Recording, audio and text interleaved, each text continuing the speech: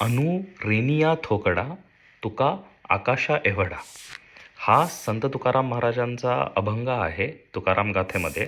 आणि भलेही त्यांचा व्यवसाय जो असेल तो दुकान चालवण्याचा असेल, पण या ठिकाणी त्यांच्या विज्ञानाचं जे ज्ञान आहे ते सखोलतेने जाणवून येतं.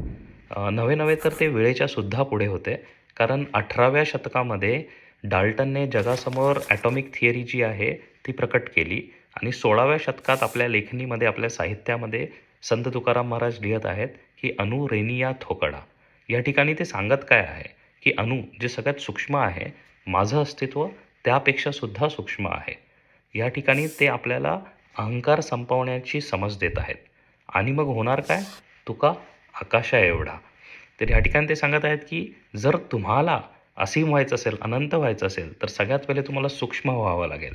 म्हणजेच जर तुम्हाला सर्व काही व्हायचं असेल तर सगळ्यात पहिले तुम्हाला काही नाही व्हावं लागणार. अनु रेनिया थोकडा तुका आकाशा एवढा. Isn't it amazing?